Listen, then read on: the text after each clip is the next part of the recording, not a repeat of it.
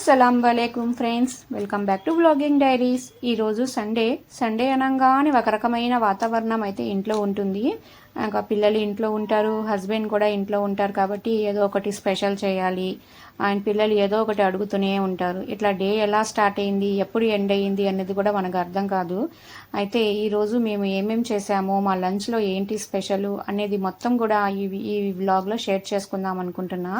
అయితే day start అనేది మేము హాట్ వాటర్తో చేస్తాం. ముందు హాట్ వాటర్ అయితే తాగాం. దాని తర్వాత మా హస్బెండ్ టీ పెట్టమని అడిగితే బెల్లం వేసి ఇంకా టీ ప్రిపేర్ చేశాను. టీ ప్రిపేర్ చేసి ఇద్దరం కలిసి తాగేసాము. తర్వాత మా పిల్లలు లేసారు. ఇంకా పిల్లలు లేసారు అంటే ఒకటే అల్లరి కదా, ఇంకా పిల్లలు పొట్లాడుకుంటున్నారు అక్కడ. తర్వాత పిల్లలు లేసారు కదా అని చెప్పి నేను బ్రేక్ఫాస్ట్ ప్రిపరేషన్ అయితే చేసేసాను. ఈరోజు ఇడ్లీ పెద్దగా తినరు మా ఇంట్లో, అయినా వీక్లీ వన్స్ చేస్తూనే ఉంటాను. ఇంకా ఇడ్లీ కూడా వేసేసి ఇంకా స్టవ్ మీద పెట్టేశాను. ఇంకా బెడ్రూమ్ క్లీనింగ్ అయితే చేస్తున్నాను. ఇంకా దుప్పట్లన్నీ ఫోల్డ్ చేసి ఊడవడం అంతా చేశాను. తర్వాత అందరం కలిసి బ్రేక్ఫాస్ట్ చేశాము. ఈ లోపు లక్ష్మి ఆంటీ వస్తే మా మేడ్ తనకి గిన్నెలన్నీ వేసేసాను, తను కడుపుతున్నారు. ఇంకా మా హస్బెండ్ బ్రేక్ఫాస్ట్ చేసి ఇంకా బయటికి వెళ్తున్నారు. అండ్ ఇవాళ బోటీ తీసుకొస్తా అన్నారు. బోటీ అనగానే చాలా పని ఉంటుంది కదా, అందుకని నేను తొందరగా నా పనులన్నీ స్టార్ట్ చేసుకున్నాను. ఇంకా పిల్లలు కూడా బ్రేక్ఫాస్ట్ చేసేసి ఇంకా బయటికి వెళ్ళి ఆడుకుంటున్నారు. ఆడుకోవడం ఏమో కానీ గొడవ మాత్రం చేస్తారండి, విపరీతమైన గొడవ చేస్తూ ఉంటారు. ఇంకా మా హస్బెండ్ మార్కెట్ నుంచి వచ్చేసారండి. అండ్ వచ్చేటప్పుడు మటన్ తీసుకొచ్చారు. అండ్ మటన్తో పాటు చికెన్ లెగ్ పీసెస్ అండ్ బోటీ కూడా తీసుకొని వచ్చారు. అయితే ఫస్ట్ నేను మటన్ కర్రీ వండుదామని ఫస్ట్ మటన్ని నేను శుభ్రంగా కడుక్కొని జల్లెడ బుట్టలో వేసి పక్కన పెట్టేశాను. అండ్ ఇక్కడ చికెన్ లెగ్ పీసెస్ బోటీ ఉంది కదా, దాన్ని కూడా క్లీన్ చేసుకొని ఉంచుదాం అనుకున్నా. అండ్ ఫస్ట్ చికెన్ లెగ్ పీసెస్ని కూడా శుభ్రంగా కడుక్కున్నాను. ఈ లెగ్ పీసెస్ నేను మా పిల్లలకి వీక్ డేస్లో ఫ్రై చేసి పెడతానండి. ఎప్పుడు సపరేట్గా ఇట్లాగా లెగ్ పీసెస్ అయితే తీసుకొని వస్తారు. మొత్తం అంతా క్లీన్ చేసేసి వాటర్ అంతా పోయిన తర్వాత బాక్సుల్లో పెట్టి ఇంకా విడివిడిగా నేను ఫ్రిడ్జ్లో అయితే పెట్టేస్తాను.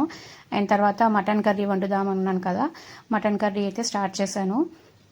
శుభ్రంగా కడుక్కున్న ఈ మటన్ ముక్కల్ని నేను కుక్కర్లో వేశాను. అయితే ఈ మటన్ మొత్తం 1/2 kg అన్నమాట. ఈ 1/2 kg మటన్లోకి దానికి సరిపడా మసాలాలన్నీ కూడా యాడ్ చేశాను. దీంట్లోకి ఫస్ట్ అల్లం వెల్లుల్లి పేస్ట్ యాడ్ చేశాను. దాని తర్వాత టేస్ట్కి తగ్గట్లు సాల్ట్, తర్వాత పసుపు, కారం మొత్తం యాడ్ చేశాను. దాని తర్వాత కొంచెం కొబ్బరి పొడి కూడా వేశాను. తర్వాత ధనియాల పొడి, గరం మసాలా, ఆనియన్స్ ఇవి కూడా యాడ్ చేసి గట్టిగా కలుపుకున్నాను అనమాట ఫస్ట్. ఎందుకంటే ఇలా ఉప్పు కారాలన్నీ ముక్కకి బాగా పడతాయి. ఫస్ట్ ఇట్లా మొత్తం వేసి కలుపుకున్న తర్వాత దాని తర్వాత మనం లాస్ట్లోకి పెరుగు యాడ్ చేసుకోవాలి. ముందే పెరుగు వేసేస్తే ముక్కలకి కారం ఉప్పు గట్టిగా పట్టదనమాట. అందుకని ఫస్ట్ ఇట్లా గట్టిగా కలుపుకున్న తర్వాత పెరుగు యాడ్ చేసుకోవాలి. ఇంకా పెరుగు, పచ్చిమిర్చి, ఆయిల్ ఇవంతా వేసి బాగా కలిపాను. ఇక్కడ నేను ఏమీ వాటర్ ఏమి యాడ్ చేయట్లేదు, ఎందుకంటే నాకు ఎక్కువ గ్రేవీ అవసరం లేదు. దీంట్లో నుంచి మటన్లో నుంచి మనకు వాటర్ వస్తుంది. అండ్ పెరుగు కూడా యాడ్ చేసాం కాబట్టి చక్కగా వాటర్ అనేది వస్తుంది. ఇంకా నేను దీంతో పాటు ఖట్ట కూడా ప్రిపేర్ చేస్తున్నాను. ఇవాళ bagara rice, khatta and mutton curry అన్నమాట. అందుకోసం నాకు ఎక్కువ గ్రేవీ అవసరం లేదు. ఇంకా మూత పెట్టేసి 3 to 4 విజిల్స్ వస్తే సరిపోతుందన్నమాట. ఇంకా నేను కుక్కర్ మూత పెట్టేసి ఇంకా స్టవ్ మీద పెట్టేశాను. అండ్ బోటీ క్లీనింగ్ ఉంది కదా, దానికోసం వాటర్ అవసరం, హాట్ వాటర్. అందుకోసం పక్కన స్టవ్ మీద వాటర్ కూడా పెట్టుకున్నాను. ఒకవైపు వాటర్ బాయిల్ అవుతుంది, ఇంకోవైపు మన ఈ కర్రీ అయితే అయిపోతుంది. ఇంకా పిల్లల అల్లరి అయితే ఎక్కువైపోయింది. వీళ్ళని ఏదో ఒక పని చెప్పి బిజీగా పెడితే కానీ అల్లరి మానరని నేను పుదీనా ఆకుల్ని తీసుకొని వచ్చి ఈ పుదీనా ఆకుల్ని కట్ చేయమని చెప్పి పని చెప్పాను.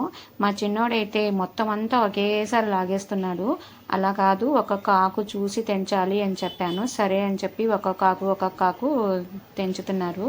ఈలోపు మాకు మటన్ కూడా ఉడికిపోయింది. అండ్ కుక్కర్ ఓపెన్ చేసి చూశాను, మటన్ చక్కగా ఉడికిపోయింది.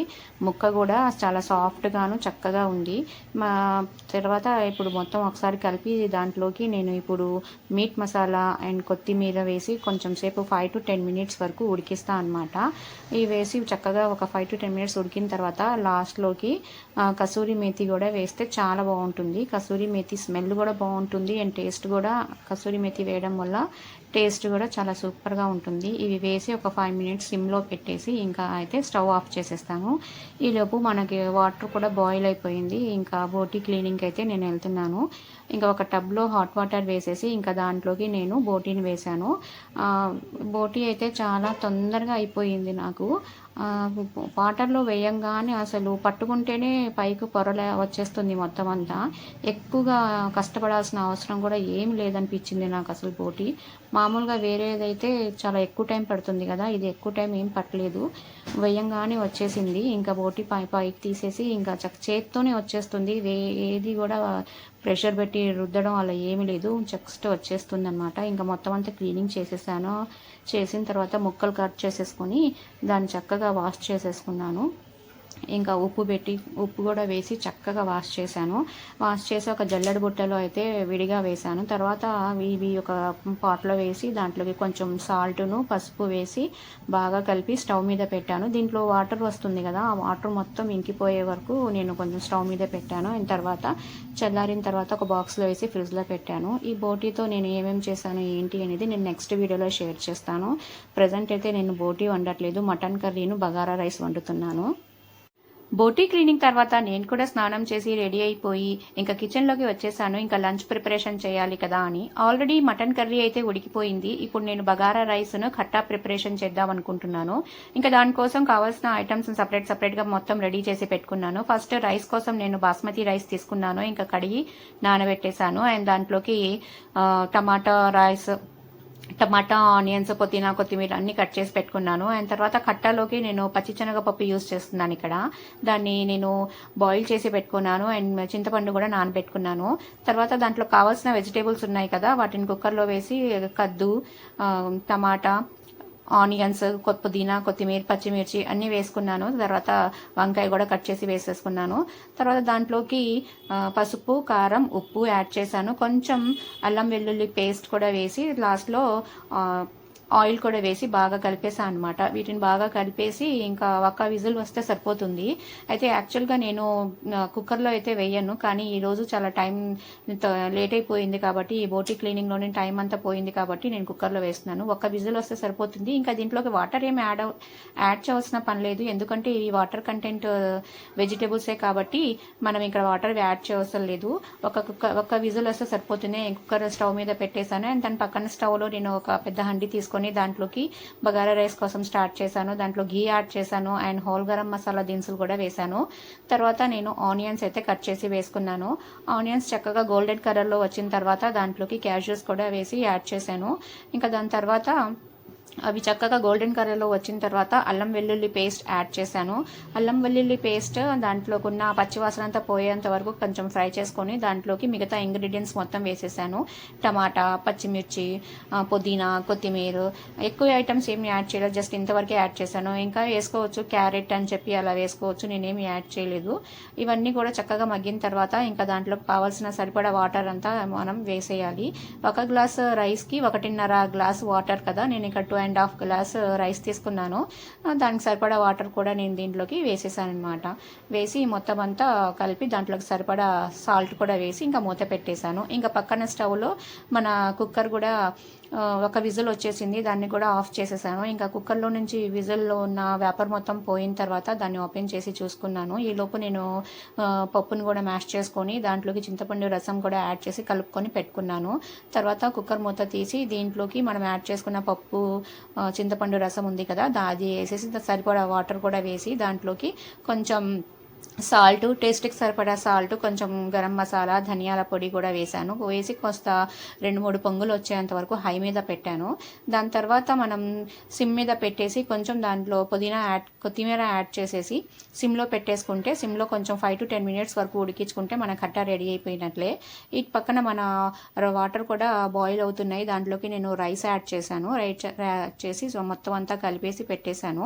తర్వాత మన రైస్ కూడా దగ్గరికి వచ్చేసింది. ఇంకా మూత పెట్టి సిమ్లో పెట్టేశాను దమ్ మీద.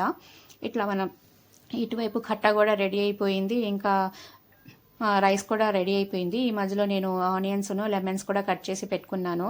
ఇంకా పిల్లలకైతే కొంచెం హెల్ప్ చేయమని చెప్పాను. మా పిల్లలు చక్కగా హెల్ప్ చేస్తారు. దస్తర్ఖాన్ మొత్తం రెడీ చేయండి, ఇంకా రెడీ అయిపోయింది కదా అన్న. ఈ పప్పు ఉడికే వాసన, ఈ బగారా రైస్ వాసన మా ఇల్లంతా గప్పు గప్పుమని వాసన వస్తుంది. దానికి మా పిల్లలకైతే ఆకులు ఆకలి అంటున్నారు. ఇంకా దస్తరఖాన్ రెడీ చేసేసి మొత్తం అంతా ఐటమ్స్ మొత్తం సెట్ చేసేసాను. ఇంకా వేడివేడిగా మొత్తం సర్వ్ చేశాను అనమాట. అందరం కలిసి ఇంకా లంచ్ చేసేసాము. మా హస్బెండ్, పిల్లలు అందరూ చక్కగా తిన్నారు. అందరికీ నచ్చిందనమాట. అందరూ బాగుంది అని అన్నారు. ఇంకా వేడివేడిగా సర్వ్ చేసి అందరం కలిసి తిన్నామన్నమాట. ఇక్కడితో నేను ఈ వీడియో ఎండ్ చేస్తున్నాను. నెక్స్ట్ వీడియోలో మళ్ళీ కలుద్దాం. నా వీడియో నచ్చితే లైక్ చేయండి అండ్ నా ఛానల్కి సపోర్ట్ చేయండి. Thank you for watching. Bye bye. అల్లా హఫీజ్.